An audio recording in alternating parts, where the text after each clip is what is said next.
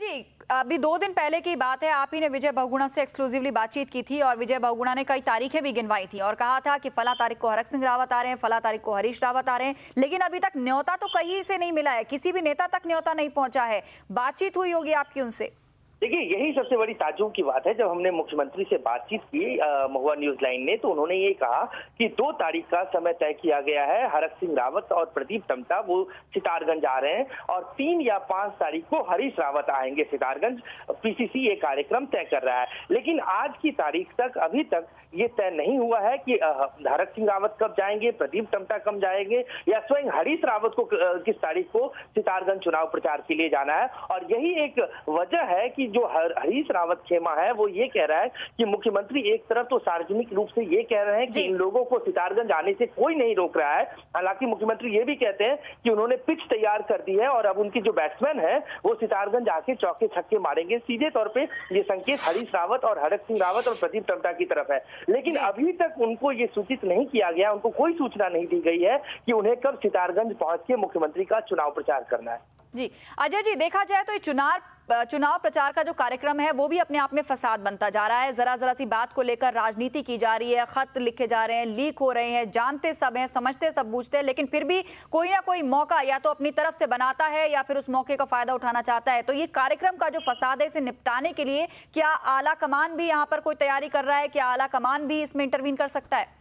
देखिए, आज का सबसे महत्वपूर्ण बात यह है कि विजय बहुगुणा सितारगंज में बीजेपी से कम चुनाव लड़ रहे हैं, कांग्रेस के नेताओं से ज्यादा लड़ रहे हैं। खासतौर पे हरीश रावत और हरक सिंह रावत के खेमे से उनको ज्यादा डर है, या डर कह लें, या उनके लिए सबसे बड़ी चुनौती उन लोगों को चेक करके रखना है। यही वजह है कि पोस्टरिंग तो ये की जा रही है कि पूरा कांग्रेस एक है, पूरे कांग्रेस के अंदर कोई विरोध नहीं है, कोई गुटबाजी नहीं है। एक तरफ ये कहा जाता है कि ये तमाम लोग जो है वो चुनाव प्रचार के लिए आएंगे और दूसरी तरफ उन्हें कोई सूचना नहीं दी जाती है। जो आपने सवाल उठाया कि क्या कांग्रेस आलाकमान की तरफ से इसमें इंटरवीन किया जा सकता है, कांग्रेस आलाकमान की तरफ से स्ट्रिक्टली आदेश दिया गया है पूरे पीसीसी को एकजुट होकर मुख्यमंत्री को चुनाव जिताना है। यही वजह है कि हरीश रावत कोई मौका नहीं छोड़ना चाहते। वो इस बात का संदेश कांग्रेस आलाकमान और कांग्रेस नेतृत्व को भी देना चाहते हैं कि बावजूद उनको इस बात के कि उन्हें इन्वाइट नहीं किया गया, उन्होंने अपनी तरफ से एक पत्र लिखा पीसीसी प्रेसिडेंट को, यशपाल आर्या को, जिसमें उन्होंने कहा कि मुख्यमंत्री के लिए चुनाव प्रचार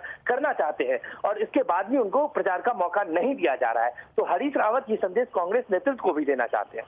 जी अजय जी, आप हमारे साथ जुड़े रहिए, आपसे चर्चा जारी रहेगी। आशुतोष जी, अजय जी ने एक बेहद अहम बात कही कि वो विरोधियों से कम कांग्रेस के अपने नेताओं से चुनाव ज़्यादा लड़ रहे हैं। देखिए, ये बात बिल्कुल सही है कि इस समय दोनों गुटों के लिए ये आर पार की लड़ाई है। इसमें जो भी गुट विजयी होता है उसको आगे उत्तराखंड का जो राजनीतिक समीकरण है उसको अपने पक्ष में बैठाने का मौका मिलेगा। हरीश रावत जी के लिए ये मैं समझता हूं कि जहां तक उत्तराखंड की राजनीति की बात है, प्रदेश राजनीति की बात है, आखिरी मौका है।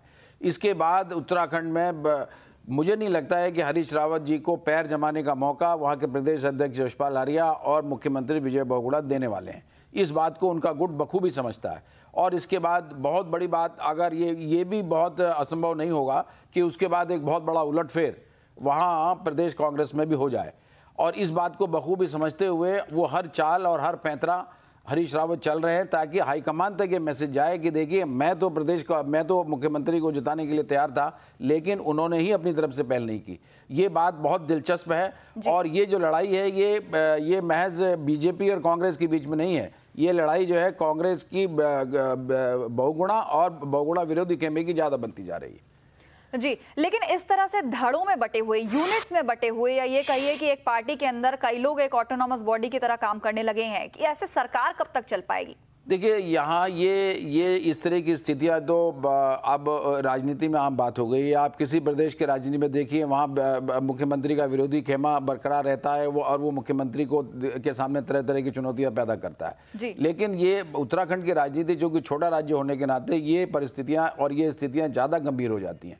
और इसमें इसकी गंभीरता इस बात को लेकर भी हो जाती है कि जो हरीश रावत चूँकि मुख्यमंत्री के दावेदार थे और उनको मौका नहीं मिल पाया, तो उसके खेमे में बेचैनी ज़्यादा है और वो ये चाहते हैं कि इस बार ये लड़ाई आर पार की लड़ ली जाए ताकि आगे के लिए जो उनके राजनीति का भी जो दिशा और दिशा तय हो जाए। ये सबसे बड़ी एक गंभीर बात इसमें देखने को आ रही है। जी, हमारे संवाददाता देहरादून से हमारे साथ फोन लाइन पे जुड़ चुके हैं। आपसे जानना चाहेंगे कि फिलहाल सितारगंज में जो स्थिति बनती नजर आ रही है, एक तरफ बीजेपी है जो कि उस सीडी को खास तौर से हाईलाइट कर रही है जिसमें दावा है कि किरण मंडल के साथ खरीद फरोख्त की बातचीत रिकॉर्ड है या ऐसे सबूत उनके पास हैं, नुक्कड़ नाटक किए जा रहे हैं। और अब दूसरी तरफ कांग्रेस के भी कुछ नेता कह रहे हैं कि लोगों को भ्रमित किया जा रहा है और अब हम भी चुनाव आयोग से शिकायत करेंगे। तो कुल मिला के जो वहां की राजनीति चल रही है, क्या कुछ चल रहा है वहां पर, ताजा हालात क्या है, आरोप प्रत्यारोप किस प्रकार के देखे जा रहे हैं?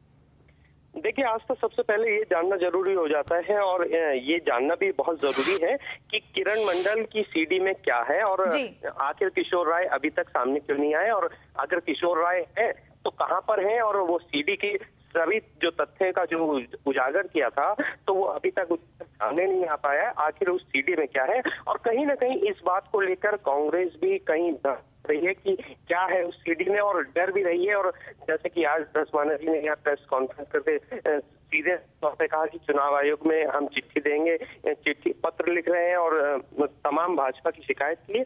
वहीं बात तो देखिए साफ तौर से जाहिर हो जाता है कि सीडी की बात को लेकर अब 1 से 2 तारीख में कोई बड़ा खुलासा होने वाला है, जैसा हमारे सूत्र बताते हैं कि सीडी को लेकर बवाल होगा। और इसी बवाल से बचने के लिए पहले ही कांग्रेस अपने सभी जो किले की पूरी नाकेबंदी कर रही है, और ऐसा कुछ भी नहीं है कि दावे पुख्ता तौर पे पेश करने में लगी हुई है। लेकिन यहाँ ये दबाव की जो राजनीति है, एक तरफ से हरीश रावत आपस में ही कि मैं हाथ धोकर सीधे पड़ा हूँ, मैं मुझे है, और एक तरफ लेटर की बात कह देते हैं, लेटर लिख के अपने आग्रह भी कर देते हैं, और दूसरी तरफ ये भी कह देते हैं कि आखिर मुझे मीडिया में इस बात की कैसे चर्चा हुई, ये नहीं समझ में आ रहा है कि आखिर हरीश रावत चाहते क्या है। हरीश रावत पहले तो मीडिया के सामने खुल के कहते हैं कि मैं जानना चाहता हूँ, अगर मीडिया को इन सब चीजों के बारे में पता चल जाता है तो फिर ये सवाल क्यों खड़ा कर देते हैं। तो मैं यहाँ कहूंगा कि राजनीति बनने के आसार पूरे हो रहे हैं, और कांग्रेस की जो गुटबाजी जो चल रही है इसमें सीधे तौर पे कांग्रेस को नुकसान हो सकता है। इसी वजह से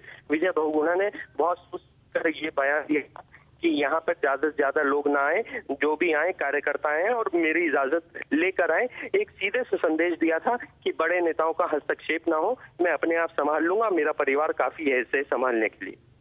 जी, यानी कि अब तो खुलकर कहने लग गए हैं विजय बहुगुणा कि मेरा परिवार काफी है और कार्यकर्ताओं के अलावा कोई किसी बड़े नेता की यहाँ पर जरूरत नहीं है।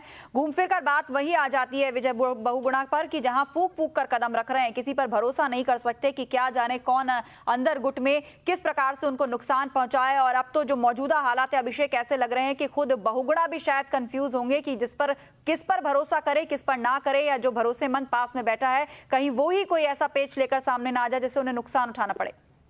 बिल्कुल आस्था, जैसे भरोसेमंद की अगर हम बात करते हैं तो सीधे तौर पर बसपा के विधायक सरवत करीम आ जाते हैं, सुरेंद्र राकेश वहां पहुंच जाते हैं, यानी निर्दलीय विधायकों की फौज वहां पे मौजूद है। लेकिन कांग्रेस का कोई ऐसा बड़ा नाम, बड़ा नेता वहां मौजूद नहीं है जिसे देखकर ये कहा है कि कांग्रेस एक है। वहीं कल तिलक राजभर ने एक सवाल जरूर खड़ा कर दिया, भाजपा के ऊपर पलटवार कर दिया कि तिलक यहाँ पे आखिर भाजपा के वरिष्ठ नेता जो पूर्व मुख्यमंत्री भी रहे हैं निशंक यहाँ क्यों नहीं आए।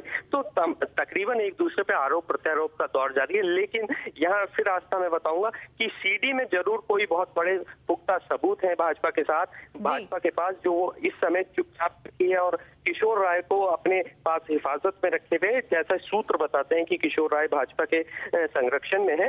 लेकिन ये देखने वाली बात आस्था की 2 से 3 तारीख को भाजपा ऐसा कौन सा बड़ा खुलासा करने जा रही है जिसके चलते वो एकदम शांत बैठी हुई है। चलिए, शुक्रिया तमाम बातचीत के लिए। तो आशुतोष जी, यहाँ पर बीजेपी काफी टाइम से खामोश है और जिस प्रकार से हमारे संवाददाता कह रहे थे कि जरूर उस सीडी में ऐसा कुछ है, 1 या 2 तारीख को आने वाली कुछ ऐसा खुलासा करने बीजेपी जा रही है जिसके लिए तैयारियों की सुगबुगाहट भी बीजेपी खेमे में देखी जा सकती है।